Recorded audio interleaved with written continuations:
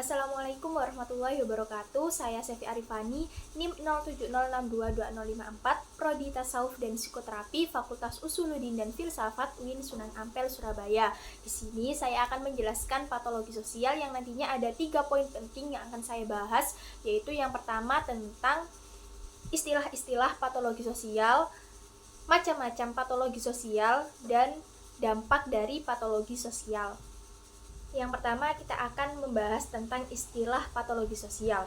Patologi sosial mencakup berbagai fenomena sosial yang dianggap sebagai penyakit atau masalah dalam masyarakat, dan setiap fenomena atau masalah sosial bisa menciptakan istilah-istilah baru.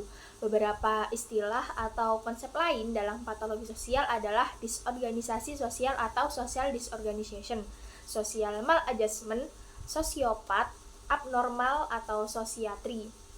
Tidak ada jumlah pasti untuk beberapa banyak istilah dalam patologi sosial, sebab istilah-istilah tersebut itu terus berkembang seiring dengan perkembangan masyarakat dan ilmu pengetahuan sosial. Yang pertama, disorganisasi sosial atau social disorganization. Secara bahasa, kata disorganisasi merupakan kebalikan dari kata organisasi atau terorganisir. Artinya susunan atau gabungan unsur-unsur yang disusun secara rapi, membentuk struktur dan format yang rapi. Menurut Kartono menjelaskan disorganisasi sosial merupakan masyarakat yang mempunyai ciri-ciri sebagai berikut: adanya perubahan yang cepat, tidak stabil, tidak ada sosial yang baik, yaitu tidak ada kesinambungan pengetahuan dan pengalaman dari satu kelompok ke kelompok lainnya, tidak memiliki keintiman organik dalam hubungan sosialnya, dan tidak ada penyesuaian antar anggota. Jadi secara umum gejala disorganisasi terjadi pada masa transisi dari budaya tradisional ke modern. Peralihan menuju masyarakat tradisional ini merupakan bencana yang harus diantisipasi karena akan mengubah pola stratifikasi sosial. Stratifikasi sosial yang ditentukan secara genetis telah digantikan oleh model persaingan dan kesetaraan. Nilai-nilai budaya mengalami disorganisasi yang sangat kuat. Dalam keadaan seperti itu, rasa aman, nilai moral yang tinggi, dan tujuan hidup masyarakat menjadi tidak menentu. Ketika orang bingung dan tidak yakin, perilakunya akan tidak menentu, ambigu, dan saling bertentangan. Yang kedua ada penyesuaian sosial atau social maladjustment. Social maladjustment merupakan suatu ketidakmampuan seorang individu dalam menyesuaikan diri atau sulit beradaptasi dengan lingkungan dan orang lain di sekitarnya. Maladjustment dipandang sebagai bentuk penyesuaian diri yang tidak normal atau menyimpang, yang ditandai dengan cara-cara yang tidak wajar atau tidak normal, di mana individu menyesuaikan kebutuhan atau upaya mereka untuk mengatasi masalah. Proses penyesuaian diri secara signifikan dibentuk oleh faktor-faktor internal dan faktor eksternal yang mempengaruhi kepribadian. Menurut Fatima, faktor-faktor tersebut dapat dikelompokkan menjadi beberapa bagian, yaitu yang pertama ada faktor fisiologis. Sejumlah penelitian menunjukkan bahwa disfungsi pada sistem saraf dan kelenjar dapat menyebabkan gejala yang terkait dengan gangguan mental. Akibatnya, menjaga kesehatan fisik yang baik sangat penting untuk mencapai penyesuaian yang efektif, baik itu kesejahteraan fisik maupun penyakit yang berdampak pada kemampuan seseorang untuk beradaptasi. Kondisi kesehatan fisik diperlukan untuk mencapai kualitas diri yang tinggi. Sebaliknya, ketika seseorang mengalami kesehatan fisik yang buruk, hal itu mengganggu proses penyesuaian mereka. Penyakit kronis dapat menyebabkan berkurangnya kepercayaan diri, rasa ketergantungan, perasaan dikasihani, dan rasa rendah hati, di antara masalah lainnya. Selanjutnya ada faktor psikologis. Yang pertama dilihat dari pengalaman. Tidak semua pengalaman menghasilkan penyesuaian yang signifikan atau wawasan yang bermakna, khususnya pengalaman yang mengandung makna dalam hal penyesuaian dapat menyenangkan atau traumatis. Pengalaman yang menyenangkan misalnya manfaatnya itu yang diperoleh dari sesuatu aktivitas seringkali menghasilkan proses penyesuaian yang positif. Sebaliknya, pengalaman traumatis dapat mengakibatkan penyesuaian yang tidak tepat atau kesalahan dalam penyesuaian. Yang kedua, hasil belajar. Penyesuaian pada dasarnya bergantung pada faktor-faktor pembelajaran. Hal ini disebabkan oleh faktor bahwa pembelajaran mendorong perkembangnya pola respon yang membentuk kepribadian. Respon dan karakteristik kepribadian tertentu lebih banyak diperoleh melalui proses pembelajaran daripada melalui pewarisan. Yang ketiga ada determinasi diri. Determinasi diri memiliki fungsi penting karena berperan pada pengendalian arah dan pola penyesuaian diri. Keberhasilan atau kegagalan penyesuaian diri banyak ditentukan oleh kemampuan individu dalam mengendalikan dirinya. Yang keempat itu konflik. Pengaruh konflik terhadap perilaku tergantung pada sifat konflik itu sendiri.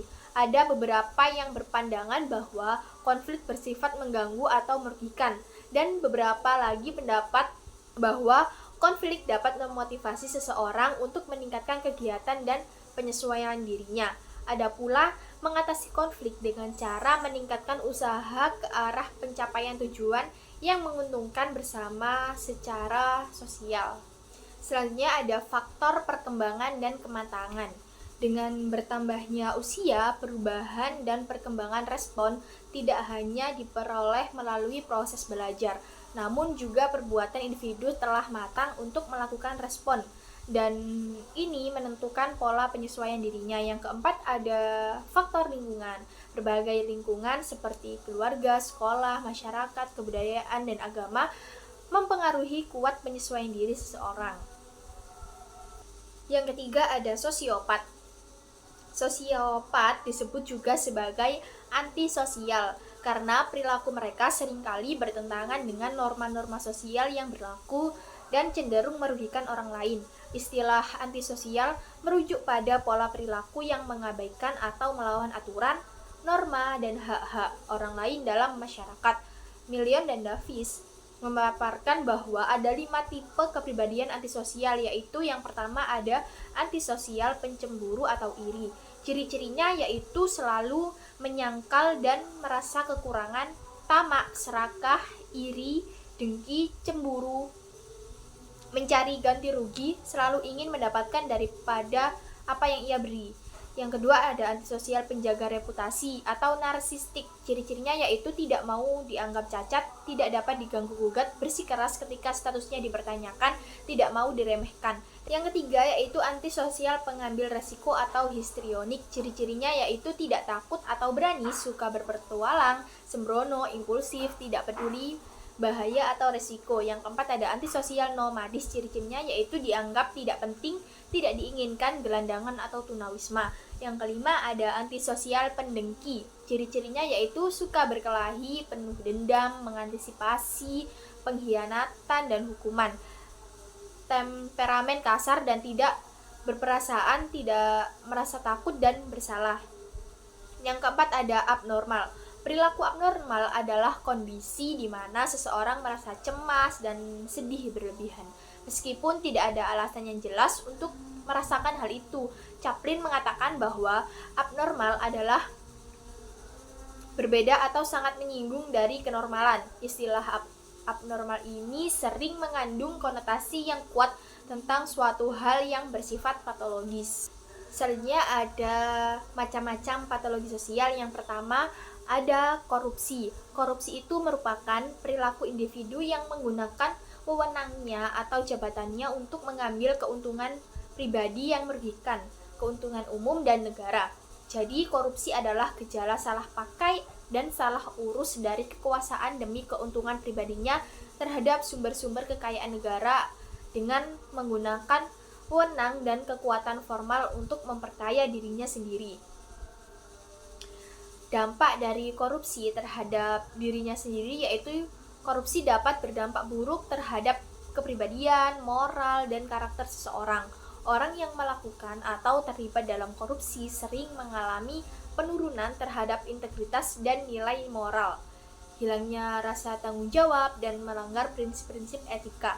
Selain itu, orang yang korupsi akan mendapatkan hukuman pidana seperti penjara, denda, atau bahkan pencabutan hak politik yang bisa merusak reputasi dan karir dalam dunia politik. Namun, kesehatan mental juga akan terganggu seperti seseorang tersebut merasa bersalah, cemas, dan takut akan tertangkap. Dengan hal tersebut, seseorang akan depresi atau stres. Yang kedua, dampak korupsi terhadap keluarga. Korupsi tidak hanya berdampak ke dirinya sendiri, namun juga berpengaruh terhadap keluarganya, baik dari segi ekonomi, sosial, maupun emosional. Dari segi ekonomi, contohnya apabila anggota keluarga yang ditangkap akan didenda, hal tersebut dapat berpengaruh terhadap sumber pendapatan keluarga dan dapat mengakibatkan kesulitan ekonomi. Kalau dalam segi sosial, contohnya keluarga koruptor akan mendapatkan cemooh dari masyarakat. Hal tersebut bisa mengganggu kehidupan sosial dan kehidupan keluarga.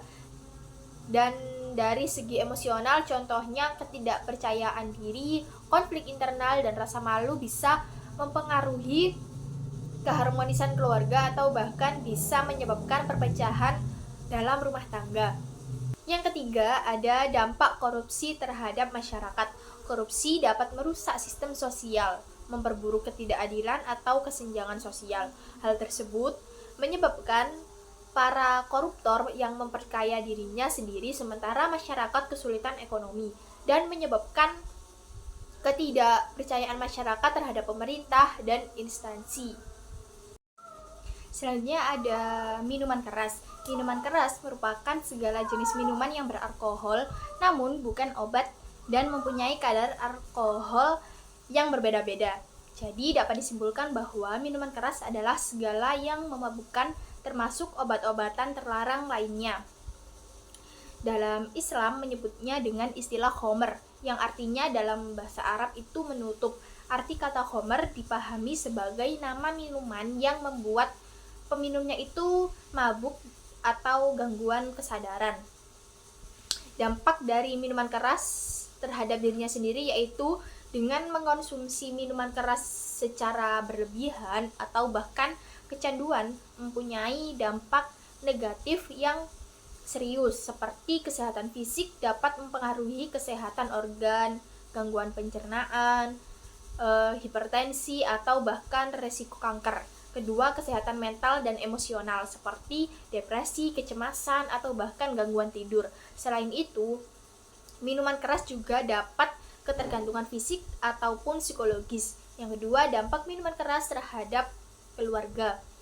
Konsumsi minuman keras dapat berdampak kekerasan dalam rumah tangga. Hal tersebut bisa mengakibatkan terjadinya kekerasan fisik, verbal, maupun emosional yang tidak terkendali terhadap anggota keluarga.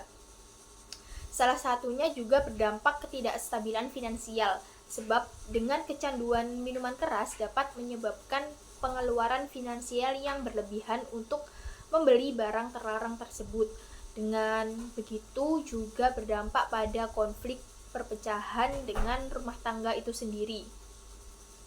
Selanjutnya ada dampak minuman keras terhadap masyarakat.